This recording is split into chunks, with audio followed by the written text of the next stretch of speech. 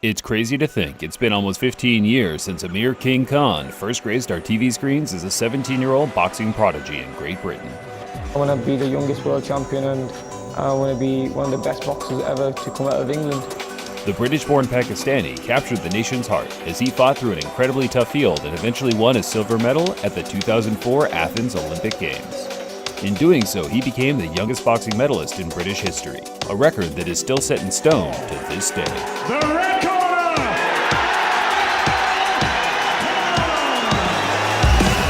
Welcome back to Greatest Hits here on BellTV Extra. As Amir Khan prepares for his huge pound-for-pound showdown with Terence Crawford in the coming days, we thought it'd be a good time to look back on one of the most exciting and criminally underrated resumes in the current boxing scene. A career packed with a combination of skill, will, heartbreak, guts, and glory. Here now, Amir Khan's Greatest Hits.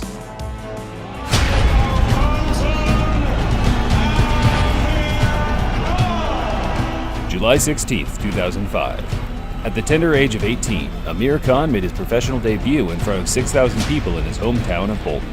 His promoter at the time, Frank Warren, had dollar signs in his eyes from the get-go as he featured Khan on the main event ITV Boxing's Big Fight Live. Amir Khan's professional road starts here. Brilliant Cuban in his last fight, but Bailey has come out of the traps like a sprinter.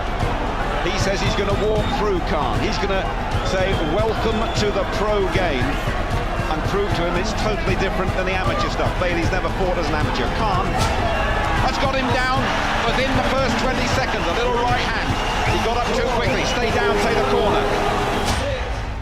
Khan dominated his opponent within the opening 2 minutes and fully expressed his desire to progress to world level in his post-fight interview. Yeah, definitely it's going to happen, yeah. This is the first one now, many to come, and hopefully, yeah, it's getting closer and closer now. Yeah, we're obviously both pretty young. We're up-and-comers in our sports, but luckily I'm not getting punched in the head. Tennis legend Andy Murray was in the building and showing support for Amir as the now 2-0 prospect ventured up to Glasgow to challenge the experienced journeyman Steve Gethin. Hold your breath, here we go, Khan versus Gethin. From the opening bell, it was clear Khan's hands were far too quick for Gethin to handle. Although Khan promised a more disciplined boxing performance, once his hands started flowing, it became hard for him to hold back. He's trying to pick his shots now and work. He's got a good uppercut in that, and it's all over. It's all over. Referee Victor Loughlin said enough, and Amir Khan in the third round has made it 3 out of 3. But yeah, I'm sure fights are going to get harder and harder, and I'll be learning a lot more. Khan was back in Bolton and stepping up the competition on September 2nd, 2006. I'm going to win. There's no ifs or buts about that. We're here just purely to upset Amir Khan. His Cockney hardman opponent, Ryan Barrett, had only suffered 2 losses so far in his pro career and promised a growing ITV audience, close to 10 million people, an upset in the main event. Take one step back, watch the heads in close. Just close, good luck. Amir Khan tends to start fast. We know that. He will be too particularly accustomed to. Oh, good shot from Khan. Terrific right hand, blurring hand speed. It took just over a minute for Khan to prove his hand speed a major difference as he put the Londoner flat on his back with a disorienting double straight right. Khan ended the fight just a few moments later as he pounced on the bedazzled Barrett to claim the 3rd first-round knockout of his career. But I finished quite quick. This shows my strength and power and speed's coming on. I'm adapting to a professional better, and yeah, I'm doing the right stuff.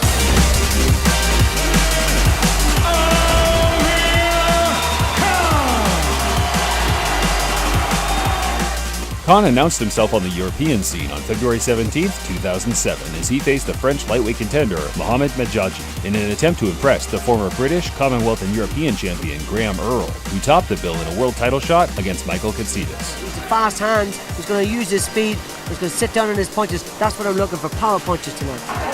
Against the odds, and here looking to cheer on. You want to see some definite improvement. Oh, good right hand. It's all over in the first round. Just 45 seconds into the fight, Khan chopped the Frenchman down with a short, powerful right hand, which, as Khan said on the post-fight interview, no lightweight in the world could have gotten up from. Like I said to Frank, I'll fight anyone, Graham Earl, Kevin Mitchell, anyone. And I'm sure if I hit any fighter at lightweight with that shot, they won't be standing up. December 8, 2007. Khan was back in Bolton and had to deal with one last domestic rival before he could announce himself at world level in the lightweight division. He's very good. I mean, I'm in for a very tough night. But as I always say, you know, when I'm in with a great opponents, I'll come out and I'll find a way. Graham Earl might not be a name many recognize today, but during the mid-2000s, he proved himself time and again as a brave warrior that could mix it with the best fighters in the world on his day. Frank Bruno, Ryan Giggs, Everton stars, Darren Campbell, a sprinter. Earl, just as expected, rushed out and tried to put the pressure on Khan from the opening bell. But within just 30 seconds or so, Khan landed some well-timed counters that floundered Earl and left him wide open for some flush combinations. This is the right way to start this fight. Oh, good left hand. Earl's been training in Florida with his new trainer, Gus Curran. Oh, 2 more, 3 more. This can't go on. It's going to start right here, I think. It's all over. In seconds, the fight is all over. And Amir Khan has moved on and finished Graham Earl in spectacular fashion. First round, it's taken only seconds to do it. Khan moved his record to 18-0 with 14 KOs and officially placed himself as the best lightweight in Britain. But I was training very hard, you know. I won the number 1 spot. He was the number 1 in Britain. I wanted to prove that point, and I beat him. It's a big level for me now. It's a big step up. But I'm ready for these big step-ups, and fighting people like Bradis, you know, I'm ready for these people. In today's world, Bradis Prescott is a well-known name amongst avid boxing fans. Fights against Garcia, Alvarado, Crawford, and Amir Khan have made him respected amongst his peers and fans alike, despite being, to put it bluntly, a journeyman-level fighter. Prescott is rough and ready, and he has beaten 3 previously undefeated fighters. But this is a new level for him too, and the classy Khan says he'll be much improved by new trainer Jorge Rubio. But back on September 6, 2008, he was a completely unknown quantity. With a record of 20-0 and 18 KOs, Frank Warren knew he had to take a big gamble to elevate Khan up the world rankings by making his man fight a proven knockout merchant with little to no footage for his team to study. And in this case, the gamble didn't pay off. Just how dangerous is Prescott early on? Nice right hand again, and a fast left too from Amir Khan, who's got this new trainer, Jorge Rubio, and he's hurt by a shot, and he saw another huge left, and down goes Amir Khan again. Oh, he's all over the place. Within just 20 seconds, Prescott planted Khan to the canvas with a vicious 2-punch combination. Amir used all of his willpower just to make it back to his feet, but it was visually apparent to all at ringside he was in no position to continue. In the opening round, and the Prescott's got it, he's got it, the beat in the over. Oh, he's going to have to be stopped. He's flattened in the corner. Oh, these are desperate moments for Amir Khan. There can be no way back this time, Sean. He's trying so bravely to get up, but he's counted out, and it's one of the biggest stunners in British boxing history of the modern era. Bradis Prescott has knocked out Amir Khan. Why did you make the match at this stage for him? Well, I've got to take responsibility for it at the end of the day. It's now back, as Amir said, back to the drawing board. Are there any psychological demons? Is he worried about his chin? Will he be tentative? 3 months later, on December 6, 2008, Khan began the rebuilding process after his crushing defeat to Bradis Prescott. I believe that he can do it. He's a talented guy, and I believe he'll be the next champion, and that's what I love doing, is making champions, because that's what I live for. Legendary trainer Freddie Roach decided to take Khan under his wing and train him alongside his star man Manny Pacquiao. His opponent for the night was the tough Irishman, Austin Fagan, a man that never tasted canvas in his 27 fights so far. And he is, of course, the current and reigning lightweight champion of the Commonwealth. Ladies and gentlemen, Amir Khan! Chin, right again, blistering speed from Khan, down he goes, Fagan! And he won't let him off the hook in the Fagan tank. Khan, predatory, going for the finish, and the bell saves Asheen Fagan. Khan used his excellent footwork to evade Austin's dangerous attacks early on, which led to the counter combinations landing at will midway through the first. Uppercuts from Khan, who in terms of skills is just levels above Asheen Fagan. Amir Khan, and again, he just can't cope with Khan. Khan scored 4 knockdowns before Austin's corner decided enough was enough. But Amir Khan comes back in style. You know, training with the pound-for-pound best fighter in the world, Manny Pacquiao, you know, that built my confidence up, and you know, I went in there and just did the job. March 14th, 2009. With no competitors left to face in the domestic scene, Khan put himself back on the big stage, but this time against one of the greatest and most formidable boxers of the decade, Marco Antonio Barrera. He wants to use Marcos Antonio Barrera as a stepping stone to catapult him back into prominence, but he made a mistake. Barrera, while slightly being past his prime at 35 years old, was still the same guy that beat Prince Nassim, Johnny Tapia, and Eric Morales. He's in my personal top 10 pound-for-pound boxers of the last 25 years, and to be honest, it was always going to take a world-class fighter to beat him at any point of his career. Be quite prepared to wait his time. You've got to watch those punches. He's hurt him. He's hurt him, and there's a cut as well for Barrera around the point. Went to press conferences with him. Khan pounced on Barrera from the get-go, throwing an array of combinations that shook Barrera to his boots. An unfortunate head clash opened up a nasty gash on the Mexican's head soon after, resulting in a further 4 rounds of blood-stained punishment. He's doing it, it's working so well. For the punches, for the loose knot in the mouth, look at that shoot. It's over. It's a night of redemption for Amir Khan. He worked it well, and he's mature now. He's maturing better, more and more all the time, and he can follow the game plan now, and it's perfect. May 15th, 2010. Just a year on from his demolition job on Barrera, Khan picked up his first world title at super lightweight and was making his second defense in America against the slick Magic Man Paulie Malignaggi. Back to Amir Khan, including make sure on Friday night you polish the belt because I'm taking it home and I want it shiny. A heated weigh-in led to a bitter exchange of words before the fight. Paulie promised to expose Khan's weak chin. Amir, on the other hand, expressed his desire to end Paulie's career. Round number 1 scheduled for 12. Khan again touches Malignaggi. Solid. Right, the idea. Khan surprised people with how he elected to box in the opening rounds. On the back foot, tight guard, snappy, powerful jab with an incredible understanding of when to let the combinations fly. He really doesn't to keep him in focus because it looks like Malignaggi. As the fight entered the championship rounds, Khan started to pile on the pressure, landing at will and punishing Paulie for his pre-fight antics. Left hand bucks off the head of Malignaggi. Khan's knockout shots look more convincing. Good stoppage by Steve Smoga. Well done. Malignaggi paid his respect afterwards to what he believed was the fastest fighter he'd ever fought. Khan also paid his respect, but followed it up with a chilling message to the rest of the 140-pound division. He's a great fighter, but you know, we know how to beat Maidana. I know I can beat Maidana, and you know, if he wants to fight me, you know, tell him to get in the line. I'd love to fight him next, and you know, I've put a statement today. And if Maidana wants to fight me, let's have it next. December 11th, 2010. The boxing politics seemed to be pushing the Maidana fight further from Khan as each month passed.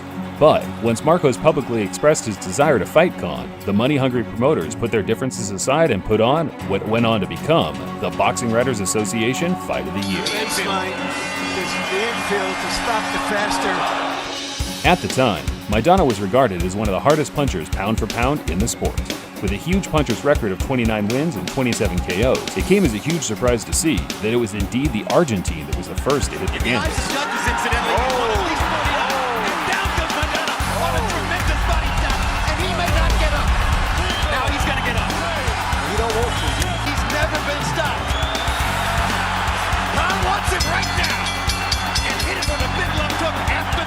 Khan's speed proved to be a huge problem for Maidana. It wasn't until the championship rounds lingered that the knockout merchant began to impose his will. I think he should be going back there. I think he should be going back there too. Even if you're beating him, you know that this stuff is coming all the time. Do not let him keep hitting with that overhand right like that. Look at the hand speed difference. Despite the ending being a tough one, Khan did enough in the opening 9 rounds to claim a unanimous decision victory in what many people feel is the best win on his resume to this day. And if he wins the round, he may be safe. I made a mistake in my past, and now I'm a different fighter. Training with Freddie Roach and Alex Ariza. I've come back stronger than ever. I was hit by his best shots, and I was still there. July 23rd, 2011. Khan made his 5th defense of his WBA world title when he faced the IBF belt holder, Super Zab Judah. That's when reality was set in. And then when he get into the ring and look across that ring, and that lion named Zab Super Judah standing across the ring waiting for him, he'll know then. But it'll be too late. At the time, the fight was seen as a speed versus speed unification clash. Judah, despite entering the tail end of his career, was on a great run of victories and had acquired the knowledge of the defensive wizard, Pernell Whitaker, for his preparation. That's beautiful. Now you boxing. It's a beautiful feeling when you can hit a man and he can't hit you back.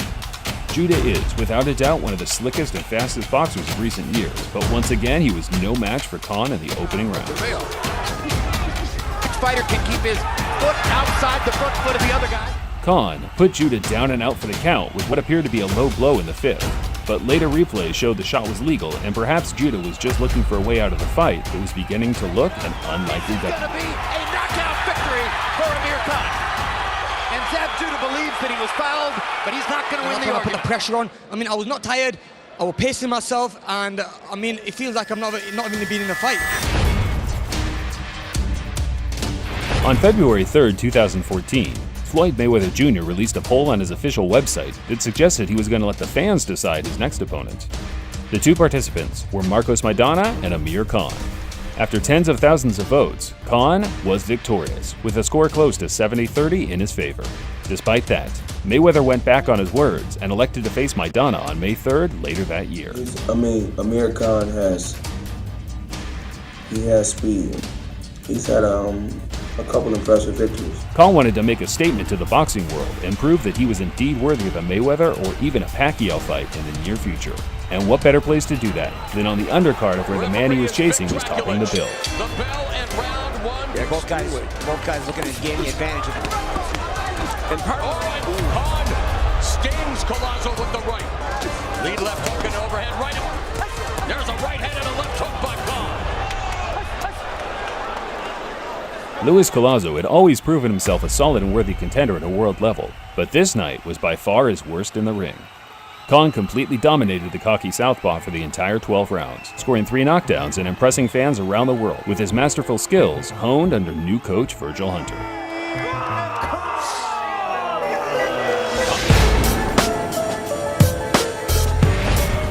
My personal favorite outing for Khan took place on December 13th, 2014. Amir wanted to continue his momentum after his one-sided Collazo victory earlier that year, but at first glance it didn't appear that the slick Devin Alexander would allow him the same opportunities to dominate as he did prior. I believe you can knock this man out. I do. I believe people are underestimating my power. Devin is a nice, respectable guy, so there was no bad blood between the two during the build-up. The thing that motivated Khan the most was simply earning the respect of the fans, and in doing so, forcing the top names in boxing to give him a shot.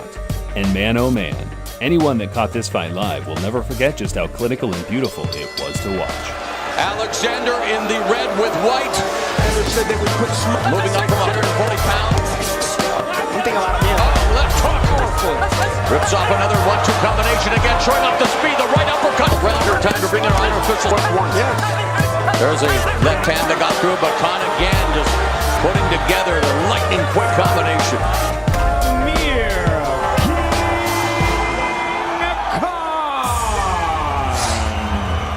Amir Khan remains unbeaten at welterweight in his second fight at 147.